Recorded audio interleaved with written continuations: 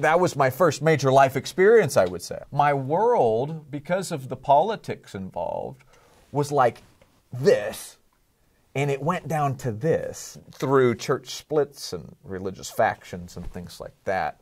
There's a lot of hurt feelings that get involved, and because of politics, people are used as pawns, and it's kind of shameful. And so I just didn't want anything to do with that. But I didn't really know what else to do. I just knew I didn't have qualifications really to do anything other than ministerial type work. I didn't know what to do. I really was struggling from a lack of purpose and a lack of a creative outlet that I'd always had. And on top of that, a lot of things were happening with the fam and lawsuit threats and people literally vandalizing our homes, personal, physical threats to members of my family. It was that intense.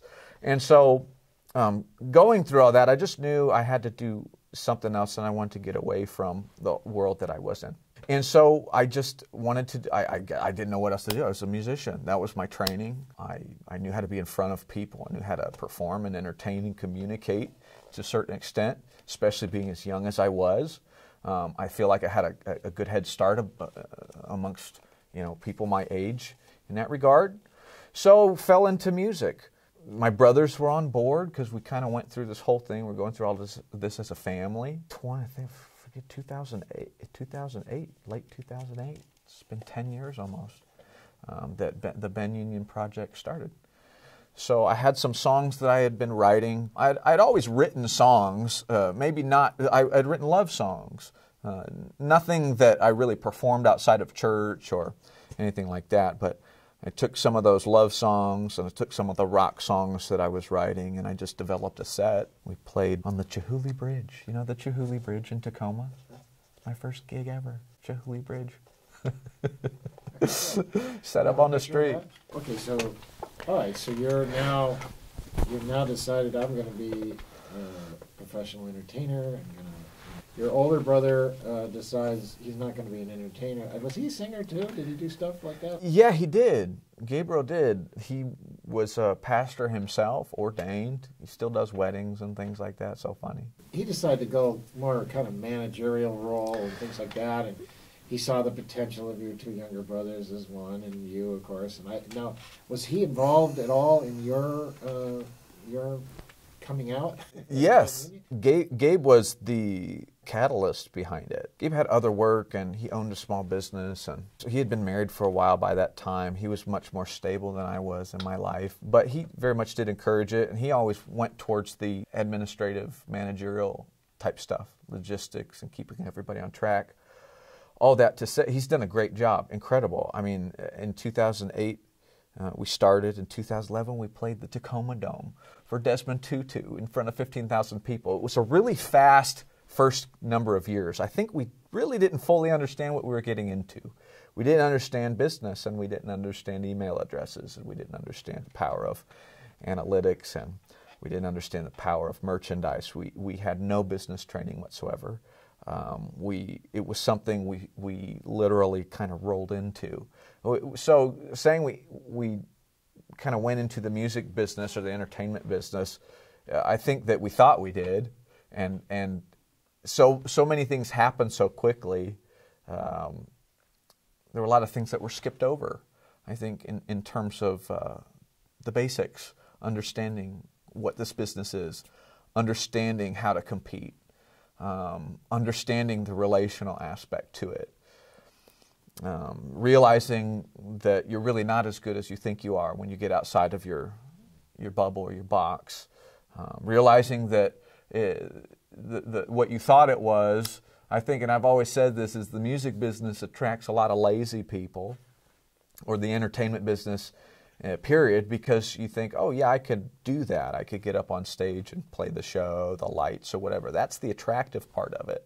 But that's maybe 5% of what it is, especially nowadays, having to do all your own production and labels not really investing tons in A&R, kind of just buying up artists, kind of like the bank would buy houses and seeing what, appreciates. We just didn't know what we were doing, but we had a lot of fun. And so I think that's why I wanted to do it in the beginning, was because it was fun. I wanted to get away from the heaviness. There's about a 3-year period before I went into music that was just heavy, and I wanted to crawl into a hole and die, which I've actually written part 1 of my autobiography that will be released later this year. We'll explain this more in depth, but I couldn't have probably done anything else. And once I realized that this is possible, you know, I haven't thought about this stuff in a long time, but it's possible. I could do this. It went from there. Okay, so your name's not Ben Union, is it? But you created Ben Union, basically. Yes. So tell me about what kind of decisions you made as you were creating Ben Union. What did you want him to be? Well, I still don't know. I mean, I call myself the persevering artist. I didn't know that's what it would become. I didn't know that would be my moniker or what I'd go with for my branding. I didn't know that my logo would be my logo. I didn't know exactly. I had a sound in my head, but it's been very much a journey of discovery. I think that I did a lot of things too soon.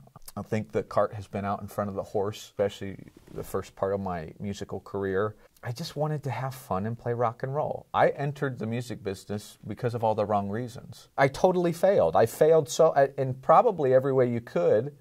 I didn't have mentors.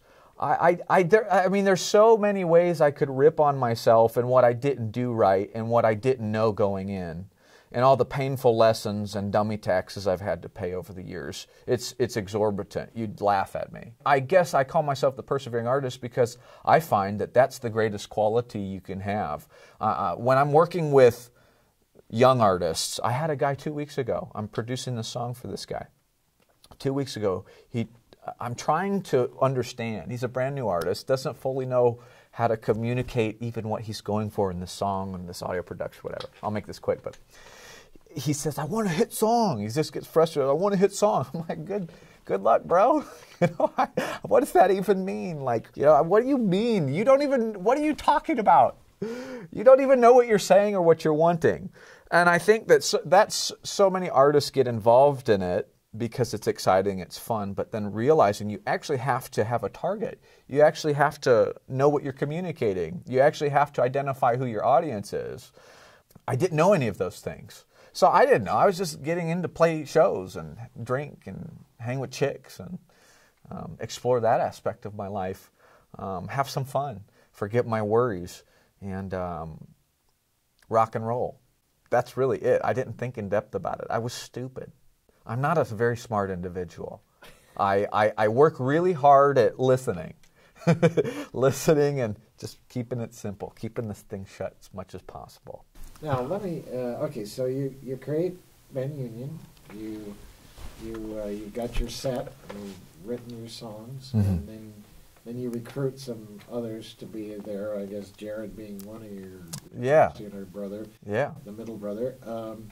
And then you got Gabe, who's helping you, I assume, in booking and figuring out strategies, etc. So that's really nice. I mean, what a great thing to have two close brothers who are helping you, right? So, absolutely. So yes. So tell me about how did you form the band and the style and what were you going for?